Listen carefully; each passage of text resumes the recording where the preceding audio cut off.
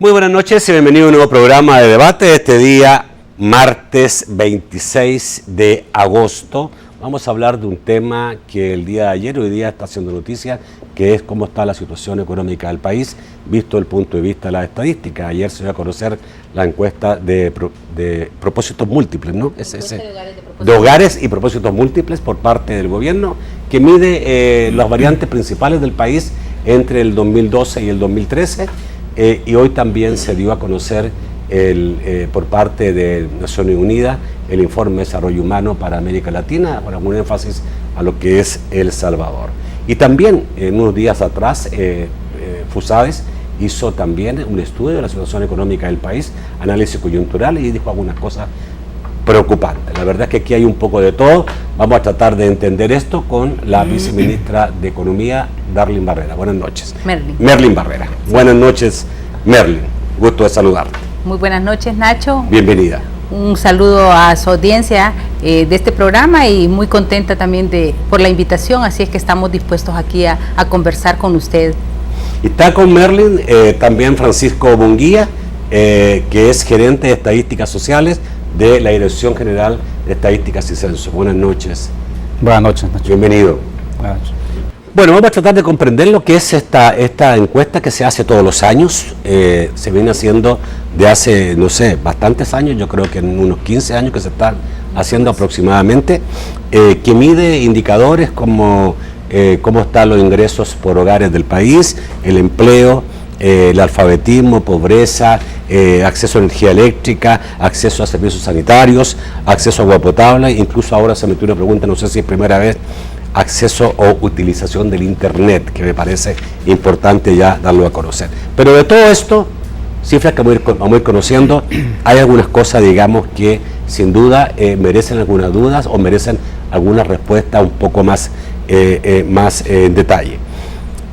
Lo primero, digamos, cierto, es quizá los titulares que ustedes vieron en los periódicos el día de ayer, fue que el ingreso promedio de la familia subió en aproximadamente $50 en el último año, que el urbano está a $660, o sea, subió el ingreso urbano en $66.4 y el rural está en $361.82 como promedio y subió $23.4. Seguro que si la gente le pregunta a mí, ¿usted le subió el ingreso? Me va a decir, no. ¿Cómo se mide esto? Sí.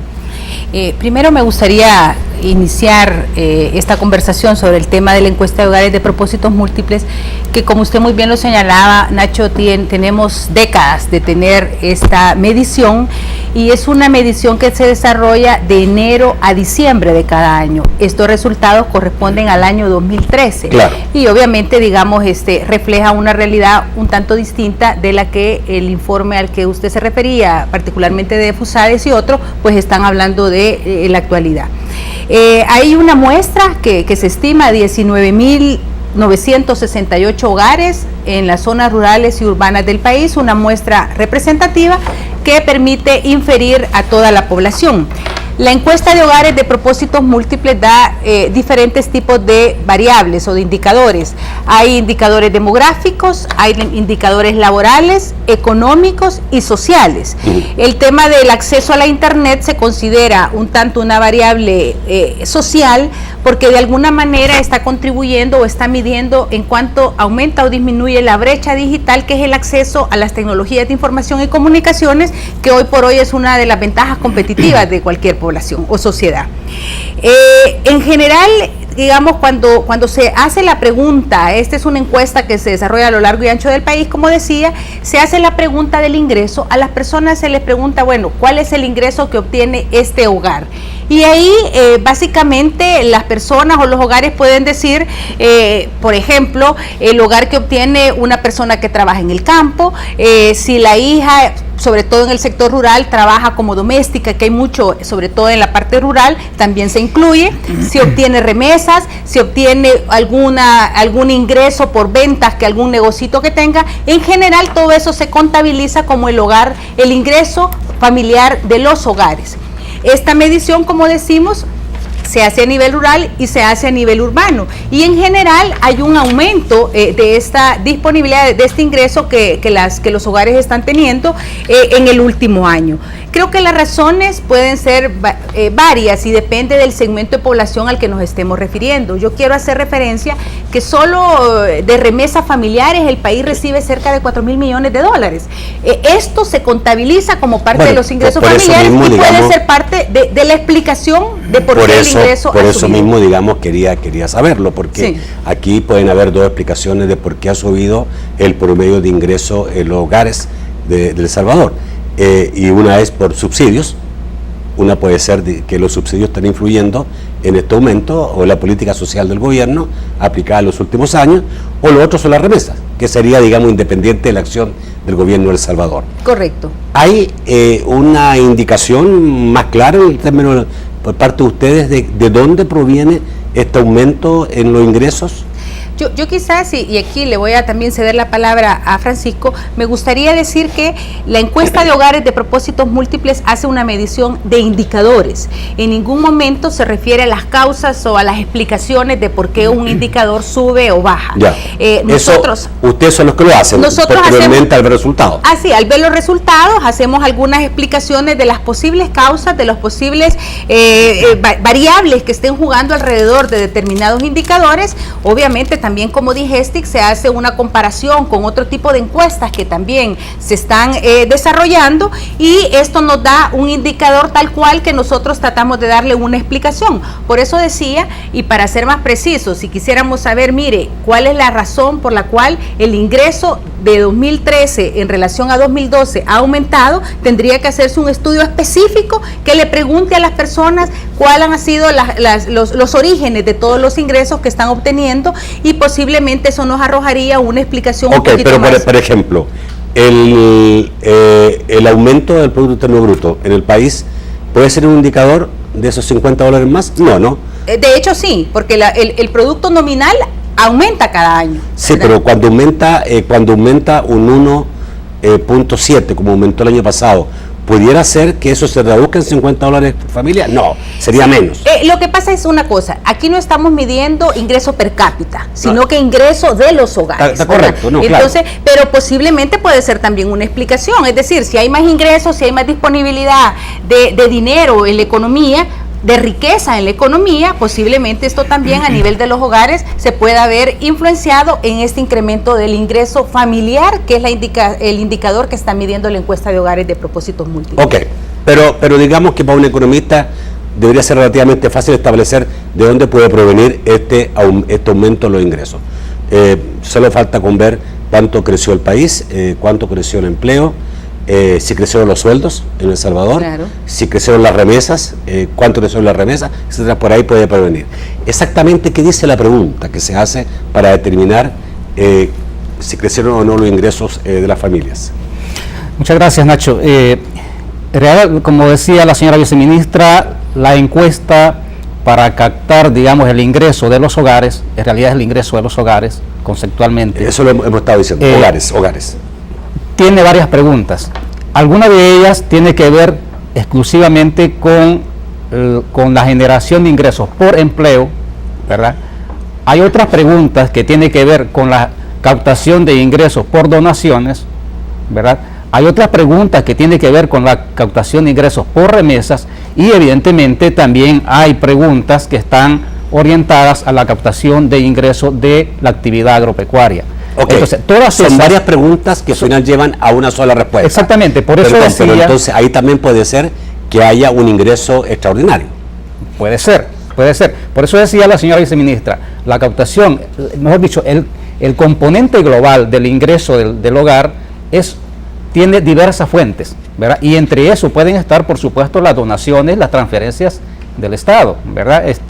Seguramente los programas sociales han contribuido de alguna manera en el aumento del ingreso, seguramente. Pero como decía, para tener precisión de cuánto es la cuantía del ingreso en términos del acumulado general, pues hay que hacer algunos estudios más específicos que la encuesta de hogares hoy por hoy no lo deja ver muy claros, ¿verdad? Esa es una Yo creo que esos son parte de los ejercicios a futuro que tenemos que hacer para ir viendo cuál es la participación de la política social en términos de el aumento de la capacidad monetaria de los hogares. Bueno, porque por ejemplo en términos de desempleo, se estipula un desempleo en El Salvador de un 5.6%.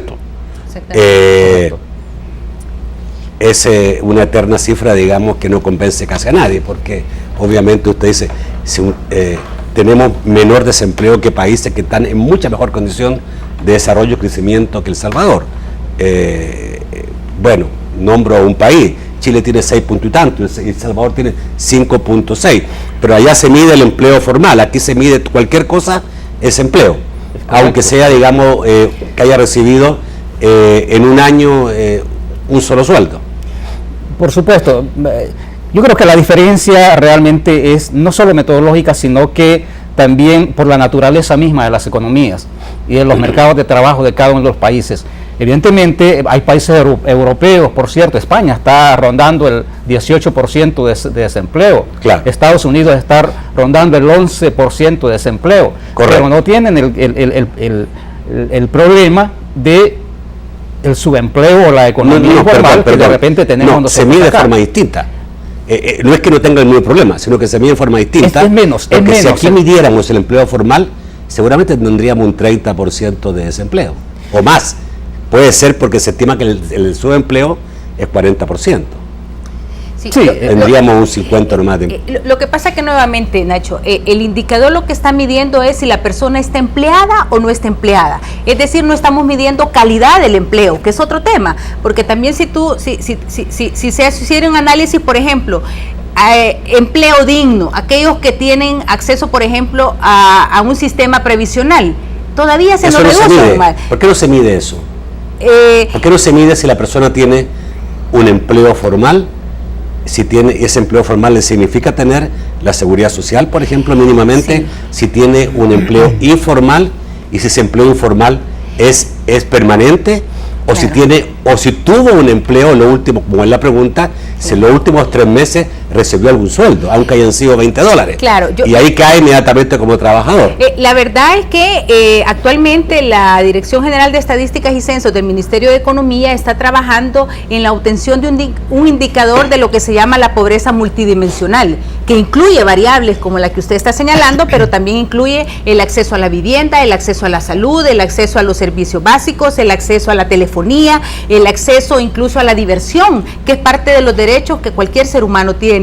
En ese sentido, yo quiero decir que ningún país en Centroamérica tiene un indicador de pobreza multidimensional, y obviamente nosotros estamos ya trabajando en la obtención de un indicador que permita incluir este tipo de variables, porque lógicamente, digamos, podría reflejar mejor la situación de los y las salvadoreñas que, digamos, en algún momento pudieran hoy por hoy decir, no, yo no me veo reflejado con estos indicadores. Ok, vamos a repetir. De acuerdo a la encuesta de hogares y propósitos múltiples, el desempleo de El Salvador es un 5.6% y bajó en un 0.6% en relación al 2012. Correcto. Más adelante vamos a hablar de un reporte de FUSADES que habla de cifras del Seguro Social, donde dice que este año se perdieron 5.719 empleos. Vamos al corte, ya volvemos. Bueno, a ver, y en pobreza la encuesta de hogares y propósitos múltiples señala que la pobreza bajó en un 4.9%, si lo vemos a nivel urbano y rural. A nivel urbano bajó un 3.6% y a nivel rural bajó un 7.4%.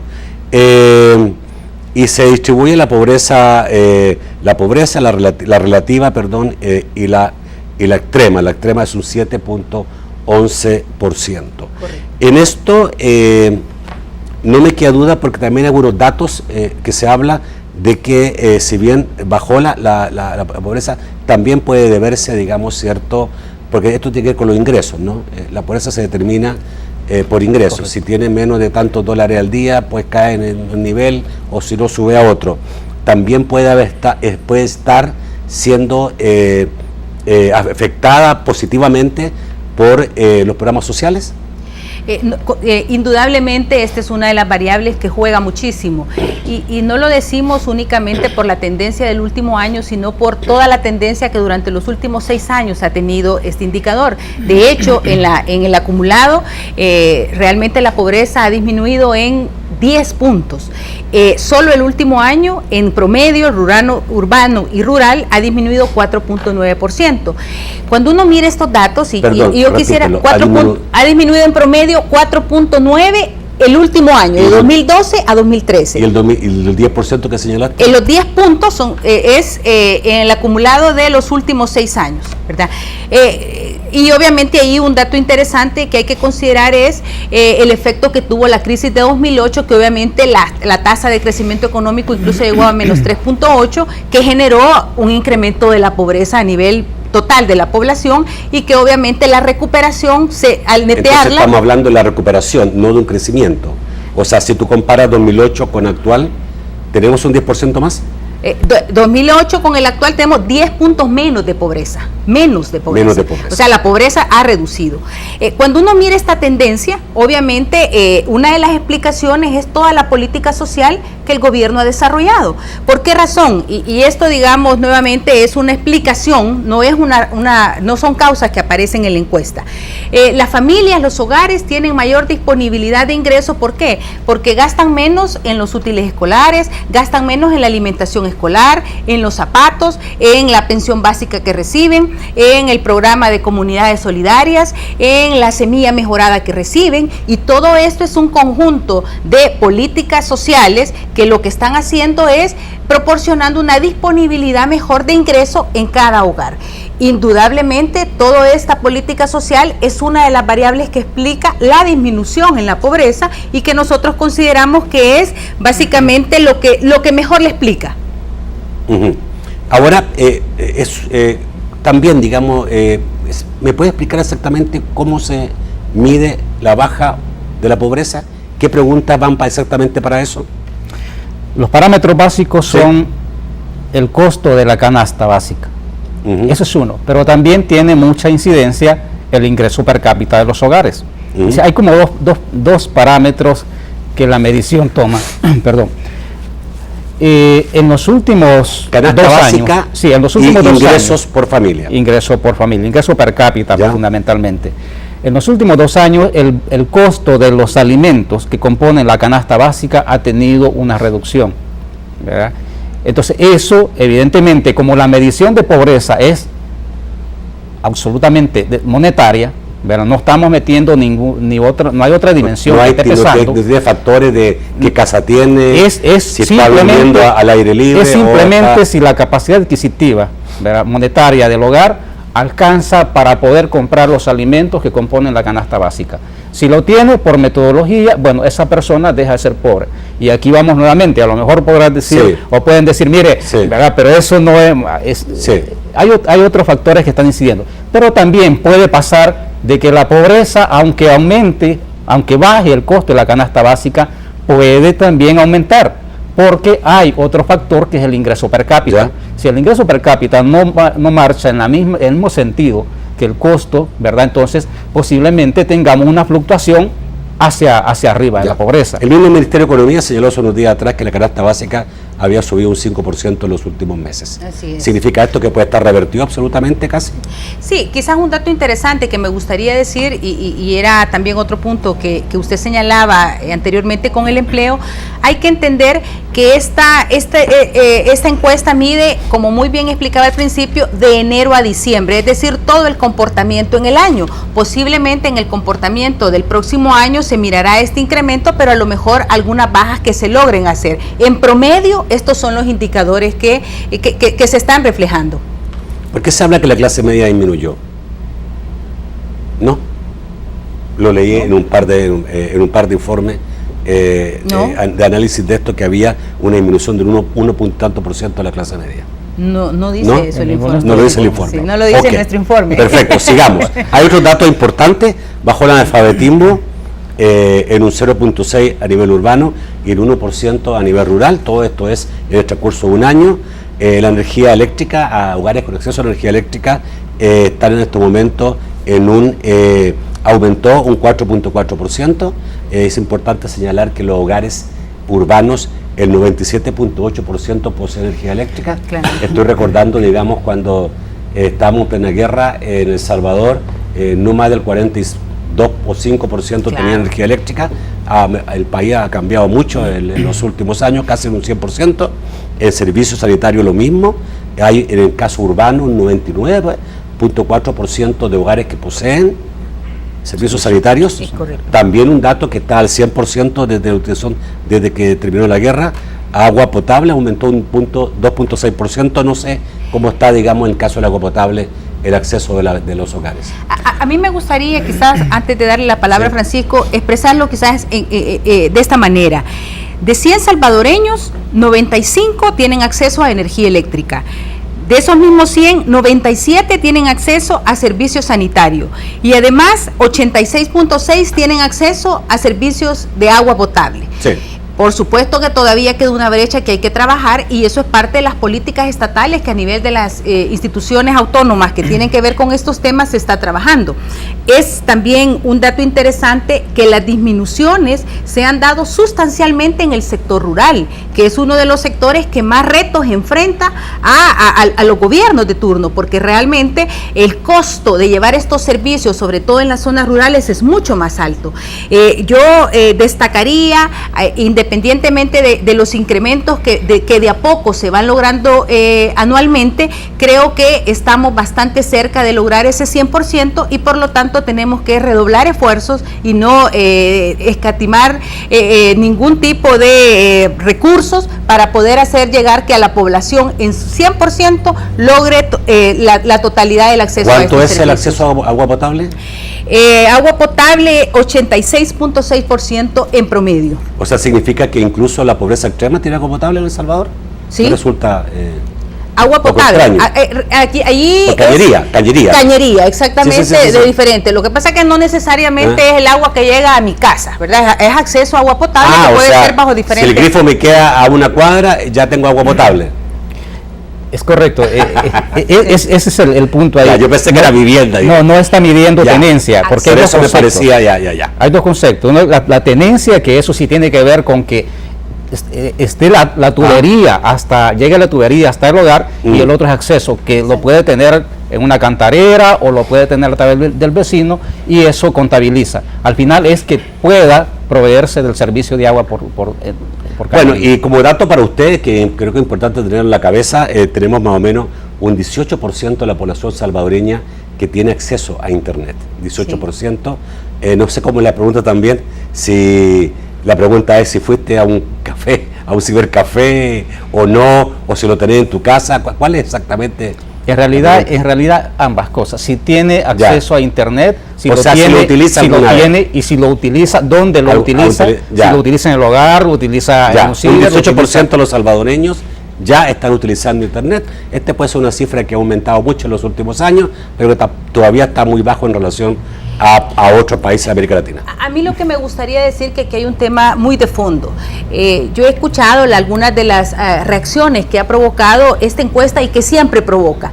Y algunas personas en los tweets, en las redes, mencionan, es que yo ahora soy más pobre. ¿Por qué? Porque ya tuve que vender mi carro para no ir al trabajo. No estamos hablando de esos segmentos de población, en primer lugar.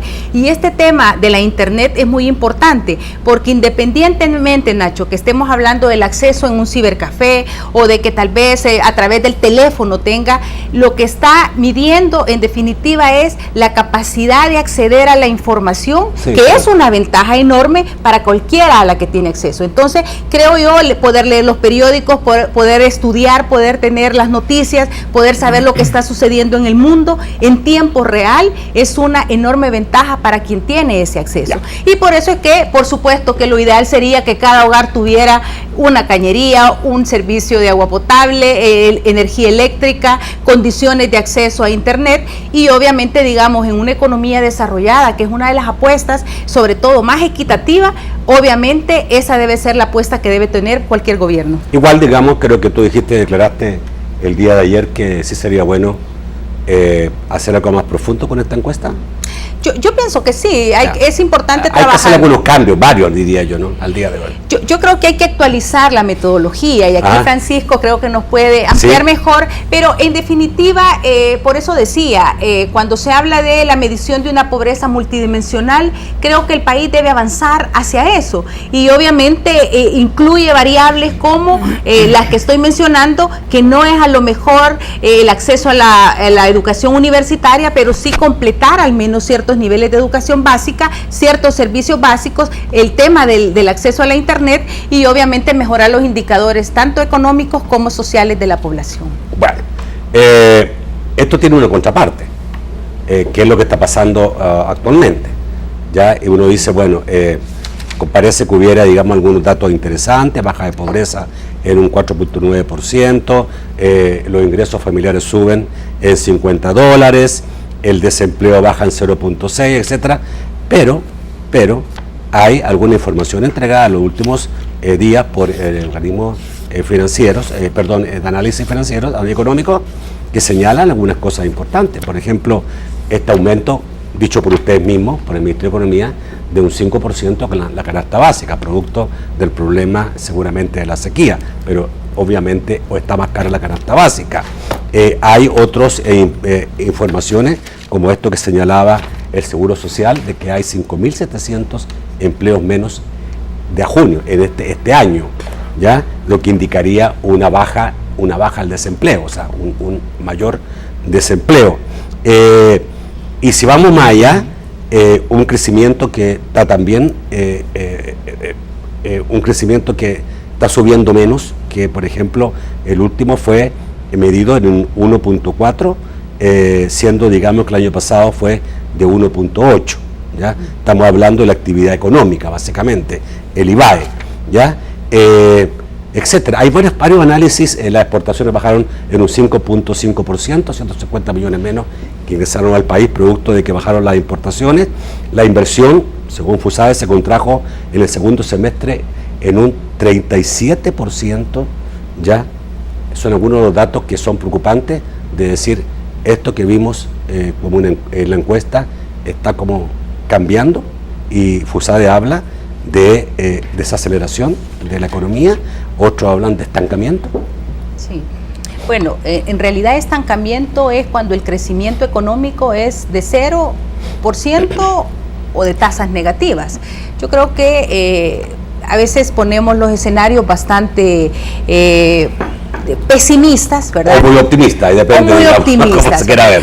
Yo no quiero decir que la situación de los indicadores es diferente a la que usted muy bien ha señalado, porque obviamente el Banco Central refleja también eso.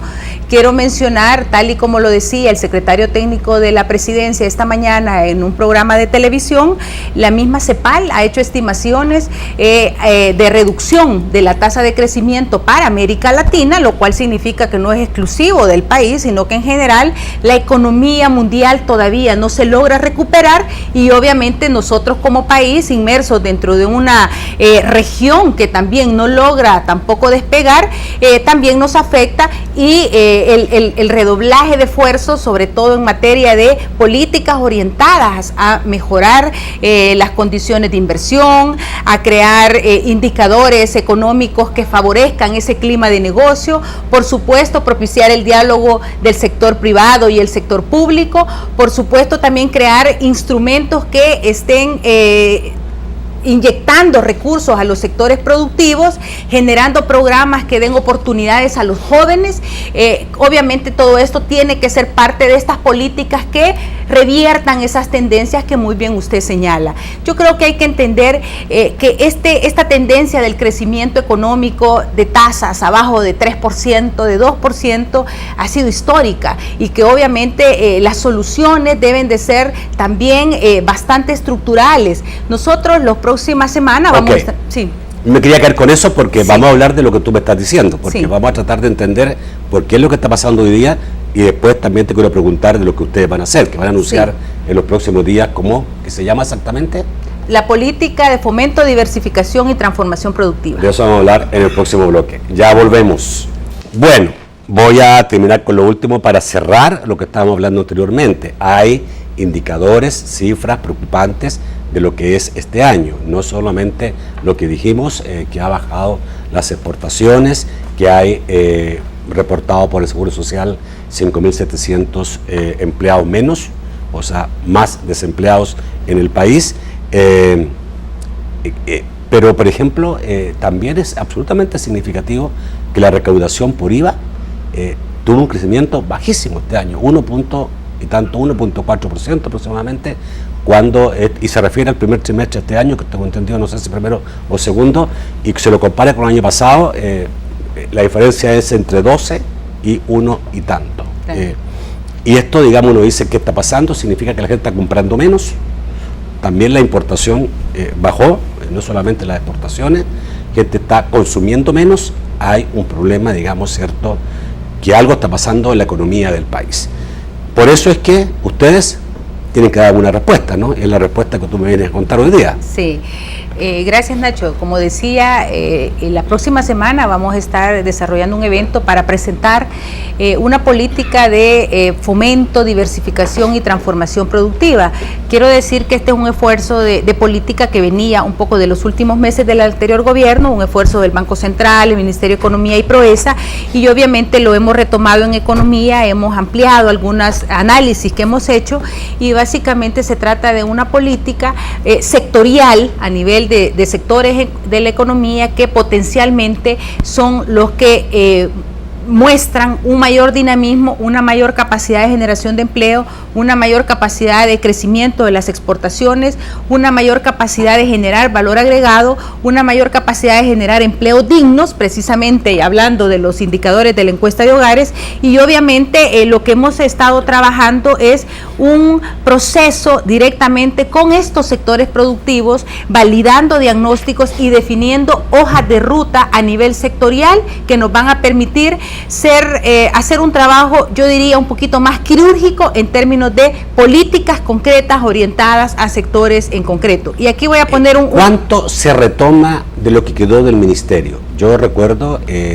a Armando Flores, que ahora va a ser candidato a alcalde por Santa Tecla, hablar de todo un reordenamiento, de todo un trabajo que se hizo en el ministerio para proyectar que El Salvador pudiera tener una economía mejor, crecer más de lo que está creciendo ahora. Efectivamente, tomamos en cuenta ese trabajo valiosísimo que se hizo, de hecho, a través de análisis que se hicieron desde el Banco Central con metodologías concretas, que lo que se hacía era identificar productos que en función de mercados internacionales tenían un enorme potencial, sobre todo por su capacidad de generar valor. Cuando retomamos esta política, consideramos pertinente incluir otros indicadores a nivel de sectores de la economía que pudieran además ampliar esa oferta, ese tejido productivo que pudiéramos atender de manera que se pueda dinamizar la economía. Y allí fue donde incluimos otros indicadores, como por ejemplo la participación que estos sectores tienen, o que los sectores productivos tienen en la generación de ingresos por exportaciones, precisamente con el indicador que usted mencionaba. Hemos considerado la capacidad de generar empleo, independientemente el tipo de empleo que haya. El número de empleados por sectores es un dato importante, porque la población lo que demanda es fundamentalmente una fuente de empleo. Hemos considerado además, a través de una metodología, la capacidad de encadenarse a nivel de los otros tamaños de empresa.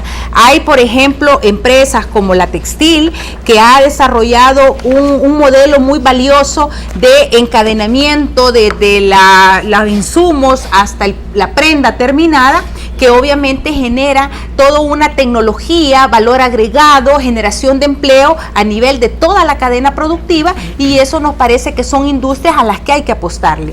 Básicamente, al considerar este tipo de indicadores, la apuesta básicamente se concentra en dos tipos de sectores: manufactura y servicios. Básicamente en manufactura tenemos el sector agroindustrial, alimentos y bebidas, textil y confección, química y farmacéutica, plásticos, electrónica, calzado, artesanías de exportación y papel y cartón. A nivel de los servicios, están considerados con estos criterios: servicios empresariales, logística, industria informática, servicios médicos, industrias creativas, aeronáutica y turismo.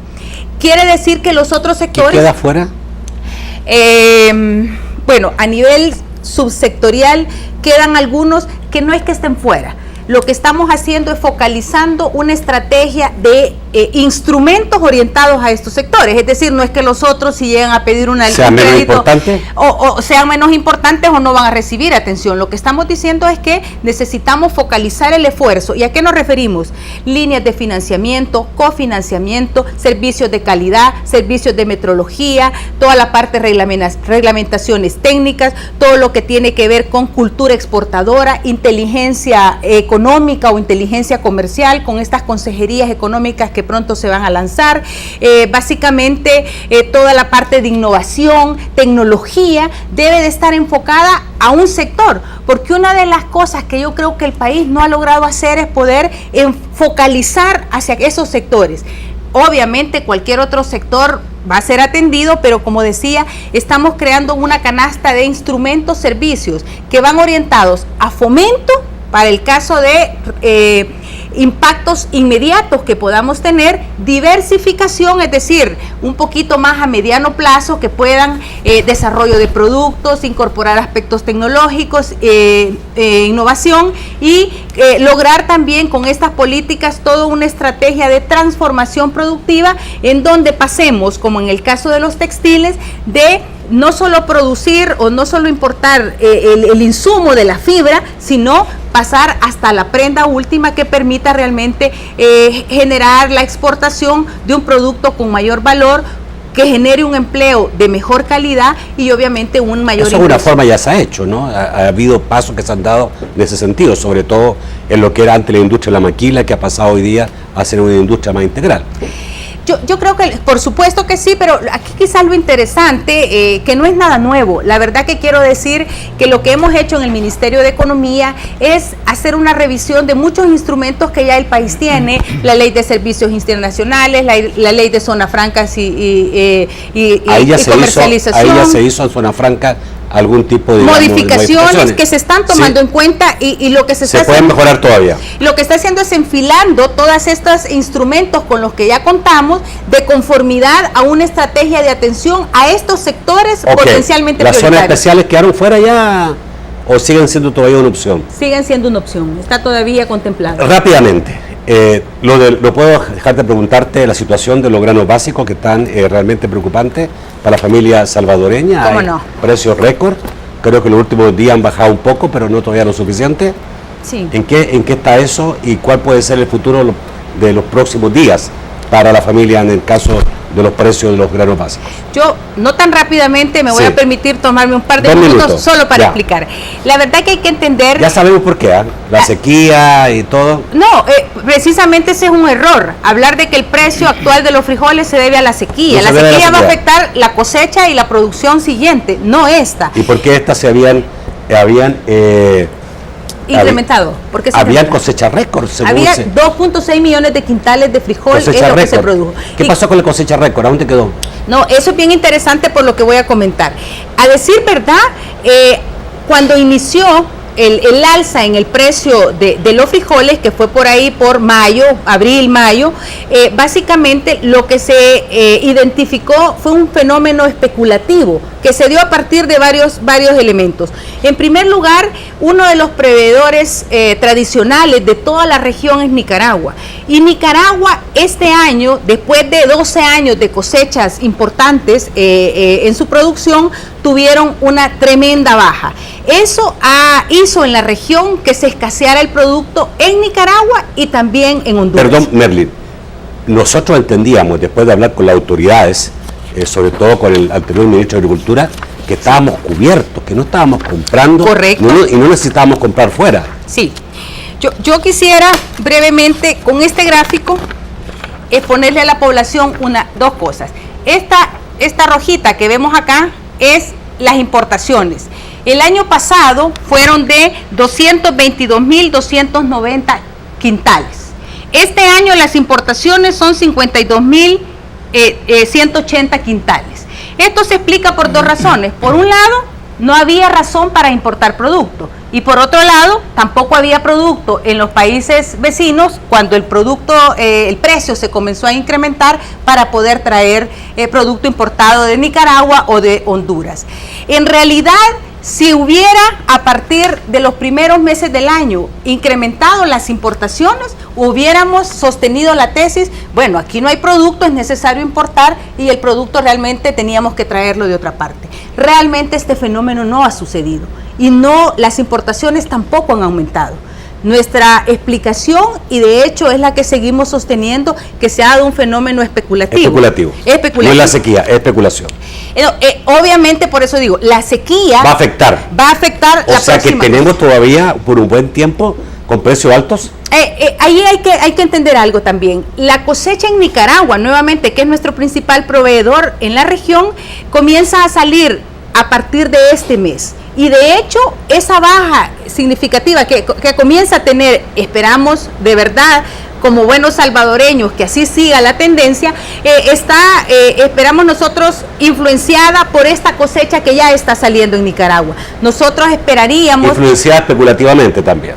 No, ya no especulativamente porque la cosecha ya está saliendo. No, la cosecha ya está saliendo. Y obviamente importar de Nicaragua es mucho más fácil que de cualquier otra parte del mundo porque el producto es el mismísimo. Y está a la par de la... Está a la par, el transporte es más barato, ya hay proveedores que obviamente tradicionalmente... pero Nicaragua va a vender más caro porque tuvo también sequía y seguramente tiene que paliar el efecto de la sequía.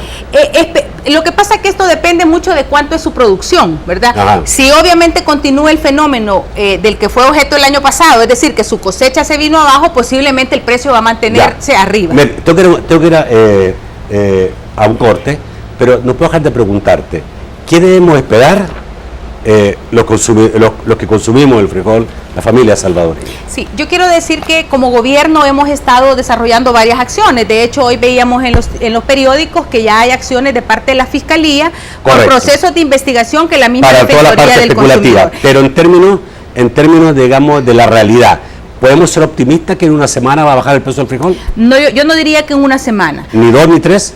Pues yo esperaría que en las próximas semanas se comience a observar una tendencia a la baja en el precio del frijol. ¿Pero nunca para llegar al precio que tenía antes? No, posiblemente a finales del año llegaremos a tener eso. A finales del año, aunque nos afecte la sequía ya a finales de año.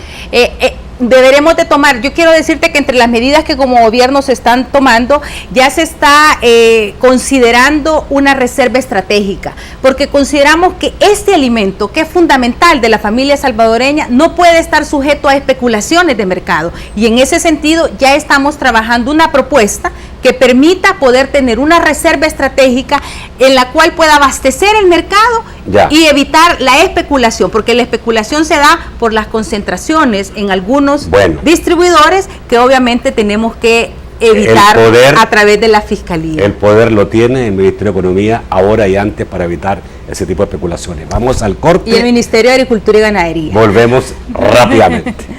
Vamos, Francisco, buenas noches. Buenas noches, señores, gusto de saludarles. Comenzamos con Amílcar. Dice, la Digestic debería hacer una encuesta e investigación de cuánto es el endeudamiento de cada familia en los bancos. Aldo Ortiz dice, no le vaya a decir a ver, ahora sí lo tenemos en línea, no le vaya a decir a Cáceres que les va a poner impuesto, esto en referencia a los más de 4,000 millones de dólares que plantea la viceministra que se reciben en remesas en el país. Dice Marisol de Álvarez, ¿en qué país fue hecha esta encuesta? No concuerda con la realidad, mi nivel de vida ha bajado, dice Marisol de Álvarez. José Raúl Gudiel dice, las viviendas en las zonas dominadas por pandillas no valen ni 5 centavos, miles de familias perdieron su patrimonio, plantea José. Otto Hernández dice, hoy es el turno de los empresarios, ya el gobierno hizo bien la plana, según el PNUD y la encuesta de hogares de la Digestic. Boris Edmundo García dice, cuesta dar crédito a este informe de la Digestic, pareciera que el fundamento es más político que apegado a la realidad. Tony Aguilar dice, específicamente le pregunta a la viceministra, ¿miente Fusades? Dice Barrera, todo el análisis está muy bonito, pero aquí hay que aterrizar. Los salvadoreños necesitamos inversión, plata falta aquí, dice Barrera. La diputada Lorena Peña, quien con frecuencia mira nuestro programa, es televidente asidua, plantea sobre la aseveración de la viceministra Barrera sobre las familias tienen mayor disponibilidad de ingresos porque gastan menos en útiles escolares. Ella dice, y gastan menos en comida, y no pueden dirigir ese subsidio a saldo de celular, por eso mejoran, plantea la diputada del FMLN. Oscar Martínez dice a través de Facebook, solo es una propaganda gubernamental, pero tienen derecho a hacerlo y el pueblo a creerles o no, sencillo. Y Eric Suster Laínez nos plantea y nos recuerda la portada de la prensa gráfica sobre que el desempleo subió en el área rural. Vamos al estudio para las respuestas. Vamos a mandarle un saludo a Lorena Peña, diputada del FMLN y presidenta de la Comisión de Hacienda de la Asamblea Legislativa. No entendí exactamente bien, dice gastan menos en comida. Por lo rápido que iba yo anotando, no alcancé a escuchar bien lo que quiso decir. Y que la disponibilidad no la destinan a saldos en teléfono, dijo, que es una cultura que se está teniendo en el país. Ya, ok. Área rural, ¿por qué bajó? ¿Por qué el desempleo aumentó, a diferencia de zona urbana que disminuyó? Yo creo que pueden haber de repente algunas evaluaciones, conclusiones que se pueden sacar sobre eso, es que la encuesta de hogares tiene una trayectoria en todo el año, ¿verdad? Ya se decía hace un rato. Entonces, en el último trimestre del 2013, comenzó a afectar bastante fuerte la roya, fundamentalmente en la producción agrícola, en la cosecha de café. Ya. Ese sector absorbe una fuerza de trabajo bastante importante. Entonces, al tener, digamos, esa reducción en la actividad de la cosecha, pues evidentemente la población no encontró las suficientes formas de emplearse en ese sector. Y ya lo veíamos de alguna manera, ciertas evaluaciones que hacíamos a cortes intermedios, el desempleo se estaba estabilizando, pero ya lo veíamos venir por el fenómeno que se estaba generando fundamentalmente en la cosecha de café. Ya estaba casi previsto y en realidad la incidencia que se tuvo fue bastante suave conforme a lo que creíamos que pudo haber pasado. Esa es una de las cosas que, aunque es una hipótesis porque de repente la encuesta de hogares no lo mide, ¿verdad? Pero evidentemente ocasionó un efecto sobre todo en las condiciones. Francisco, ¿cuál es tu respuesta a lo que dicen algunos amigos televidentes? ¿En qué país fue hecha la encuesta? ¿Cuesta darle crédito a este informe de la DIGESTI? Yo solo quiero mencionar un par de elementos que creo que es necesario que los conozca la población. La encuesta de hogares metodológicamente tiene los estándares internacionales. Y podríamos decir, bueno, si metodológicamente no aplica para El Salvador, entonces no aplica para ningún lado. Porque es exactamente, yo creería que no. Primero que no es exactamente la misma encuesta que se hace en todos los países. Conozco otros países. Primero, pero los principios metodológicos son básicamente los mismos. Por ejemplo, para la... Pero la pregunta no, la pregunta puede variar mucho. Puede variar. Y obviamente también, digamos, la posibilidad o la facultad que tiene la persona para dar la información también cambia. Nuestra cultura estadística también tiene alguna incidencia en la veracidad de los indicadores, evidentemente. Sí. Pero las metodologías, obviamente tenemos la CIED-19, estamos acoplándolo a la CIED-19, a la Conferencia Internacional de Estadísticos del Trabajo, que recientemente se dio en Ginebra, y las recomendaciones las estamos retomando para tener una medición bastante cercana comparativamente internacionalmente.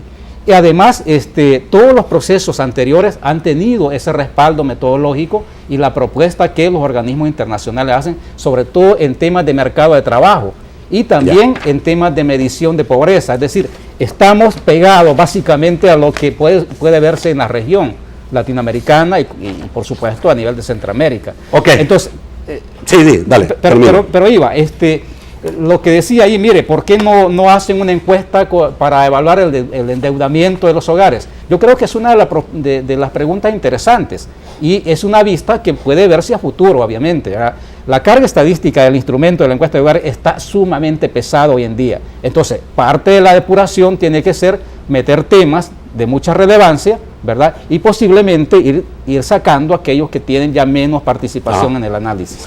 Merlín, ¿alguna otra pregunta en relación a... Bueno, parece que lo único que falta es la inversión, dijo la gente. Dos cosas ahí. Primero, un saludo a la diputada Lorena Peña, que también es seguidora mía y además la veo en el supermercado comprando, por eso es que no me cabe la menor duda que ella sí sabe de lo que estamos hablando y de condiciones de la población. El endeudamiento, hacer un estudio de endeudamiento financiero de las familias, indudablemente que sí. Yo sí creo que hay que trabajar más una cultura financiera por parte de los hogares para evitar que cuando se den estos incrementos de ingreso o las remesas únicamente se vayan a gasto improductivo y tengamos una educación más a invertir en educación, en salud y otro tipo de bienes.